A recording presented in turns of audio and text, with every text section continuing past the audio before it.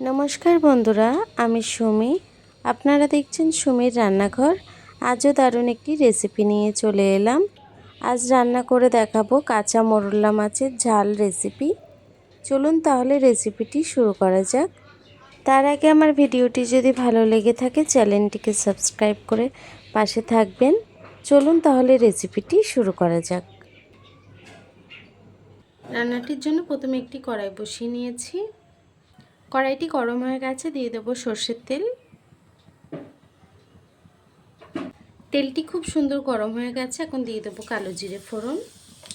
এখন এই তেলের মধ্যে দিয়ে দেবো আদা, জিরে, রসুন একসঙ্গে বেটে নেব। ওই বাটিটা দিয়ে সামান্য একটু জল দিয়ে দিলাম। এখন মশলাটিকে একটু কষিয়ে নেব। নুন হলুদটাকেও এখনই অ্যাড করব। তার আগে দিয়ে দেবো কিছুটা কাঁচা লঙ্কা। ঝালটা যতটা পছন্দ করেন সেই অনুযায়ী লঙ্কাটি অ্যাড করবেন। দিয়ে দেবো একটু হলুদ গুঁড়ো, দিয়ে দেবো স্বাদ মতো নুন। আমি আগে থেকেই মাছে নুন হলুদ মাখিয়ে রেখেছি। গুঁড়ো মশলাটাকে দিয়ে আবার একটু নেড়ে চেড়ে আমি দিয়ে দেবো একটি টমেটো। টমেটোটাকে দিয়ে মশলাটাকে একটু কষিয়ে রান্না করে নেব। আমি কিন্তু কোনো রকম লঙ্কার গুঁড়ো অ্যাড করছি না। আপনারা যদি একটু কালার আনতে চান তাহলে একটু কাশ্মীরি লঙ্কার গুঁড়ো অ্যাড করতে পারেন। মশলাটি খুব ভালোভাবে কষিয়ে নিয়েছি, মশলা দিয়ে তেল ছেড়ে দিয়েছে। এখন আমি জল অ্যাড করব। যতটা ঝোল রাখবেন সেই অনুযায়ী জলটি অ্যাড করবেন। মাছের ঝালটা একটু মাখা মাখা রান্না হবে, তার জন্য আমি কম জল দিলাম। এখন নেড়ে চেড়ে ঝোলটিকে আমি একটু ফুটতে দেব।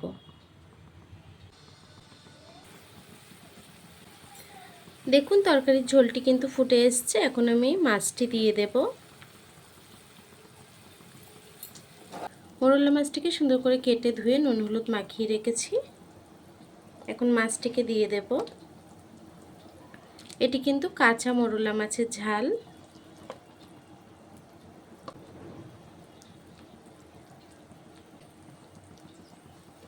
মাছটিকে দিয়ে হালকা হাতে একটু নেড়ে ছেড়ে দেব, দিয়ে আমি তরকারিটিকে রান্না হতে দেব। এটিকে আমি একটু ঢেকে রান্না করে নেব। কিছুক্ষণ রান্না করে নিয়েছি, আবার একটু নেড়ে ছেড়ে দেব হালকা হাতে। আমরা মাছ তো সবসময় ভেজেই রান্না করি, একবার এইভাবে রান্না করে খেয়ে দেখবেন, খেতে কিন্তু খুবই ভালো হয়।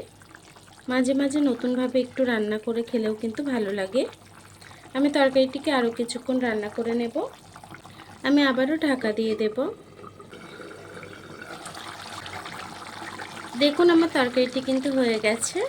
এখন আমি নামানোর আগে একটু ধনেপাতা দিয়ে দেব।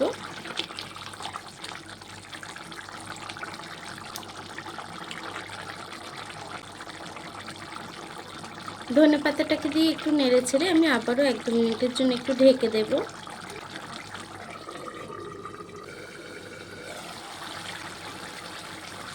দেখুন বন্ধুরা আমার তরকারিটি কিন্তু হয়ে গেছে। আমি আরও 1-2 মিনিট রান্না করে নিয়েছি। এখন গ্যাসটিকে বন্ধ করে দেব।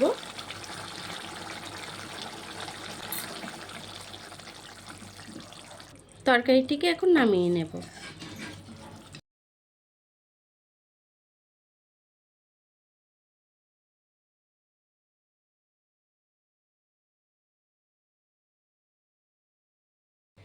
দেখুন বন্ধুরা আমার তরকারিটি কিন্তু হয়ে গেছে। আমার এই সিম্পল রেসিপিটি আপনাদের কেমন লেগেছে কমেন্ট বক্সে জানাতে ভুলবেন না।